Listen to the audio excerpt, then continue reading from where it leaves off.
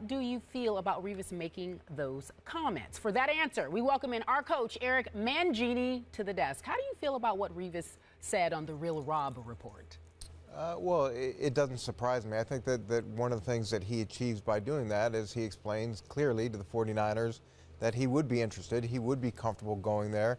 And I think even more so than that, it's the whole league understanding that he'd be comfortable with the trade and comfortable moving out from the Jets. I don't think it's going to affect his negotiating ability with the Jets, that they're looking, and he's clearly saying, if you're looking, I'm looking. So would you say that's a smart move? I think it's, I do think it's a smart move from the perspective of other decision makers knowing what his mindset is and not hearing it from his agent, hearing it from Darrelle. And I think Darrelle is also looking for a team like San Francisco or somebody else who is close. So it'll probably be in that range of teams. You were instrumental in drafting Darrelle Revis to the Jets. You surprised he's on the trading block now? You know, I don't know what their thought process is. I think that right now you've got a situation where you could have him play there for a year at a very reasonable number and hopefully get a contract done. In terms of trading him, you don't know where the knee is. You're probably not going to get the value that you would. So maybe you go into the season or go into training camp, see where he is physically, take a look at him as the new GM and say, okay, either I want to move forward with the long-term deal or he's healthy enough to where we can move. Now, when you do that, you're not going to get draft picks this year.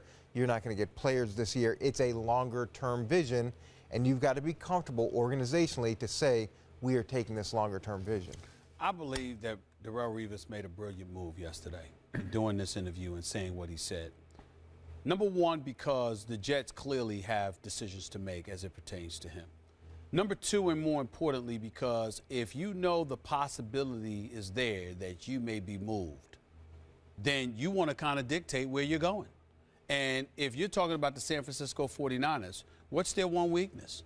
Terrell Brown, your corner. The fact is, Carlos Rogers did a good job. Brown, relatively average. You put Darrelle Revis, on this defense. It is already considered elite. Could you imagine what it would be then if he comes back and he's healthy? He'll be in position to win a Super Bowl title. Not to mention the fact that they have a lot more to give than most other teams because of the number of draft picks they have available to them. So the combination of those things, to me, says, okay, yeah, I can't dictate anything, but by putting the word out that I wouldn't mind being in San Francisco, it now elevates the pressure on San Francisco to decide what it wants to do. Yeah, you could stand pat and compete for Super Bowl, and nobody's going to knock you from that. But when you consider the fact that you didn't show up for the first 2.5 quarters of the Super Bowl, and that cost you a Super Bowl title, and you have a chance to further buffer your defense, all right, then you really elevate and legitimize your chances of finally capturing that Super Bowl title. So to me, he sort of shifted the pressure away from himself, away from the Jets to some degree, and now put the San Francisco 49ers on the clock because the folks in the Bay Area may ask, well, damn, we got all of these picks. That's right. We've got a lot to do. I mean, what are you going to do? This dude has basically said he wouldn't mind being here. Right. Y'all going to sit there and do anything? You're not going to do anything? Or you're going to go and get him? And I think that the fact that you create that kind of question aimed at the San Francisco 49ers organization puts Darrelle Revis in a pretty decent spot right now.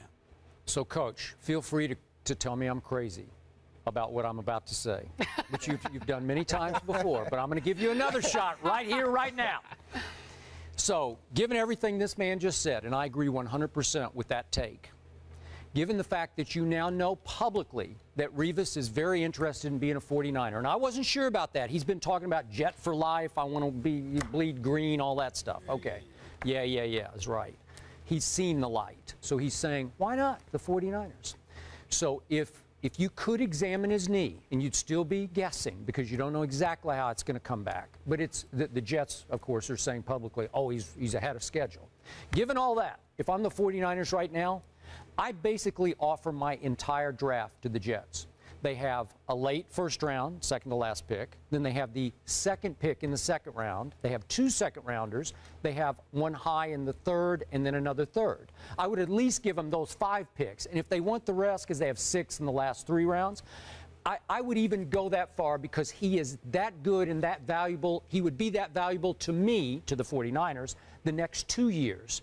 And if the Jets are willing, it would be the trade that would benefit both teams. The Jets want to restock the cupboard, which is basically getting empty. All they have is Revis. They still finished 8th in defense last year without Darrelle Revis except for the first 2 games. So they're saying we could bet on Rex to trick up the defense the best he could, and we would still be credible on defense. So am I crazy if you're the 49ers to offer that much for Darrelle Revis? Yes. And here's why, is because you don't know where the knee is. Okay, that's the first thing. And I know we talked about this with Peyton Manning last year, Adrian Peterson, and guys have come back from injury and been very successful. So at least that track record is in place, but you don't know. Then if you trade away all those picks, you also have to pay Darrelle Revis top money. So you're not only trading away the potential to improve your team from a draft pick perspective, but also the free agency money or the money you have to maintain the continuity of your team or to build your team moving forward. So that's a significant amount for one player. And also, I don't know how many trading partners they're going to have for Revis. And the uncertainty of the knee is an issue. The uncertainty of can you get a deal done with him and his agents, because that's a big question mark. You need that deal in place before you make that trade. Okay, what if you're going to rent for the year at a nice salary, at one you can swallow? But you can't rent for that. Those types of not for that, but what if you said, like, how many of those picks would you give up to rent him for a year? I don't know, Skip, because there's uncertainty here. There is a lot of uncertainty with the knee. And are you getting Darrelle Revis that we all know, or are you getting a different player? And that's always the issue with a trade like this that complicates it. If you're getting Darrelle like we've known Darrelle, like I know Darrelle, then you give up what you need to give up to go get that player. But that's not the situation here, and it's not just draft picks, it's the cash that goes with it.